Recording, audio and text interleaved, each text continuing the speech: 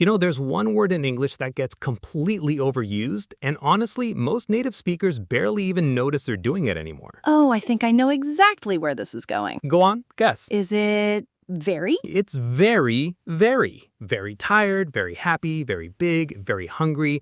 We slap that word onto everything, and honestly, it makes our English sound flat, a little repetitive, and honestly, kind of boring after a while. I actually never thought about it that way. But you're right. If I say I'm very tired 50 times a day, it starts to lose all of its meaning completely. Exactly, and that's the whole idea behind today's episode here on Mr. English Today. We're taking 10 very plus adjective combinations that you probably use all the time and replacing each one with a single, stronger word that native speakers actually reach for in real conversation. I love this topic because it's one of those small changes that instantly makes your English sound more advanced, even if your grammar hasn't changed at all. Right. It's not about learning something complicated. It's about choosing better words for feelings and situations you already talk about every single day. And just like last time, stick around until the end because we've got a quiz waiting for you. And this one might be a little trickier than you expect. All right, let's jump straight into word number 1. Instead of saying very tired, native speakers often say exhausted. Exhausted. I really like this word because it doesn't just mean tired, it means completely out of energy, like you have nothing left to give. Exactly. For example, I worked a double shift today and now I'm absolutely exhausted.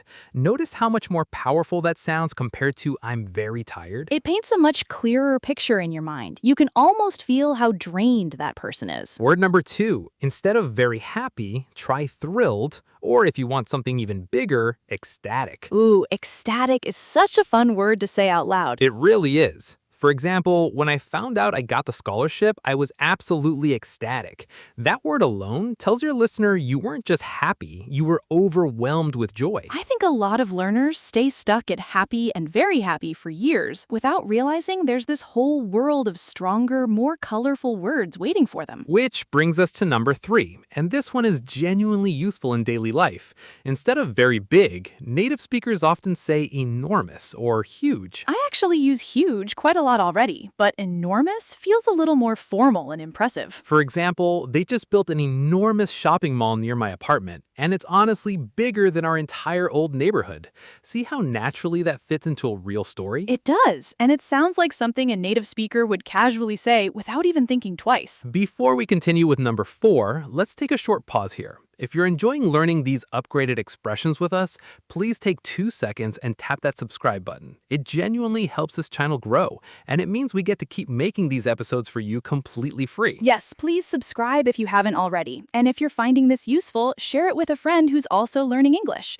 Okay, now back to our stronger words. Word number 4. Instead of very small, you can say tiny. I feel like everyone already knows tiny, but a lot of learners forget to actually use it in conversation. True, so let's practice it together. For example, my new apartment has a tiny kitchen, but honestly, I don't mind because I hardly ever cook anyway. That's such a relatable sentence. I think half of us are living in tiny kitchens and pretending we love cooking. Speak for yourself. Number 5, and this one is really common in everyday complaints. Instead of very bad, try awful or terrible. Oh, I use terrible constantly. The weather today is terrible is basically my daily sentence. For example, I watched that new movie last night, and honestly, the ending was absolutely terrible. It immediately shows strong disappointment, much more than a simple very bad ever could. And I think tone matters here too. When you say terrible with a little bit of emotion in your voice, it really lands. Great point. Delivery matters just as much as vocabulary. Number 6, and this one is the opposite feeling. Instead of very good, you can say excellent or fantastic. I love using fantastic. It just sounds so warm and enthusiastic. For example, the service at that new restaurant downtown was absolutely fantastic, from the moment we walked in until we left. Doesn't that sound so much more genuine than the service was very good? Completely. It sounds like you actually mean it, instead of just giving a generic, polite comment. Number 7, and this is a feeling we've all experienced at some point. Instead of very scared, native speakers say terrified. Oh, terrified is such a strong word. I remember being terrified the first time I had to give a presentation in English. Perfect example, actually. You could say, I was absolutely terrified before my English exam. My hands were literally shaking. That word really captures intense fear. way more than very scared ever could. It's funny because just saying the word terrified out loud kind of makes my heart beat a little bit faster, just remembering that feeling. Number 8, and I think everyone listening can relate to this one. Instead of very hungry, try starving. I say this one so often, usually right before lunchtime every single day of my life. For example, can we eat now? I skipped breakfast this morning and honestly, I'm absolutely starving. It's dramatic, it's expressive, and it's exactly how native speakers naturally talk about hunger. I love how these words let you exaggerate a little bit in a fun, natural way without sounding unnatural or too formal. Exactly. English speakers love a little healthy exaggeration in casual conversation. Number 9, instead of very angry, you can say furious. Furious sounds intense, almost like there's fire behind the word itself. For example, my manager was absolutely furious when he found out the report was submitted 3 days late. You can immediately feel the intensity of that emotion, much stronger than a plain very angry. And I think tone matters here too. When you say furious with a little bit of emotion in your voice, it really lands. Great point. Delivery matters just as much as vocabulary.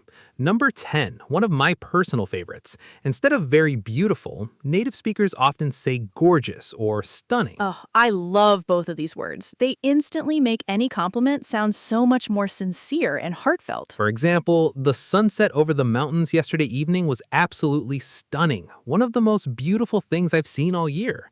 That sentence just feels so much richer than the sunset was very beautiful. Completely agree.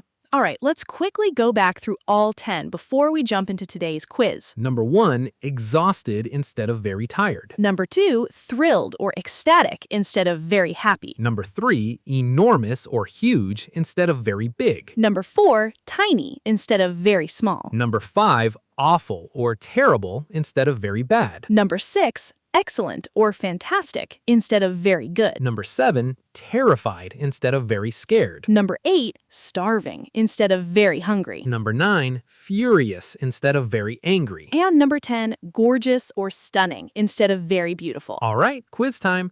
I'll describe a situation and you try to think of the stronger word that fits before Lily gives you the answer. Question 1. You haven't eaten anything since yesterday morning and your stomach is literally growling. Take a moment to think. The answer is starving. Question 2. Your friend just told you a scary story and now you're too afraid to walk to your kitchen alone at night. The answer here is terrified. Question 3. You just finished a 12-hour work shift and you can barely keep your eyes open. That's exhausted for sure. And question 4. You're standing at the edge of the Grand Canyon, completely speechless at the view in front of you. That has to be stunning, or gorgeous would work perfectly too. If you got most of those, that's genuinely impressive because these words require you to actually feel the emotion behind them, not just memorize a definition. That's honestly the real secret to sounding more natural in English. It's not about knowing more grammar rules, it's about choosing words that carry real emotion and personality. I'd encourage you to pick just 2 or 3 of these words today and try using them in a real sentence, maybe even out loud to yourself or to a friend if you have someone to practice with. The more you use these words in real conversations, the faster they become a natural part of how you think and speak in English, instead of something you have to consciously remember. Before we wrap up, if this episode helped you even a little bit, please take a moment to hit that subscribe button. We're building this channel from the ground up, and every single subscriber genuinely makes a difference for us. And if there's a topic you'd love for us to cover in a future episode, drop it in the comments below. We read every single one, and a lot of our best episode ideas actually come directly from you. All right, that wraps up today's episode. So next time you're about to say very anything, pause for just 1 second. And reach for one of these 10 stronger, more expressive words instead. Thank you so much for spending this time with us today. We'll see you in the next episode. Take care, and bye for now.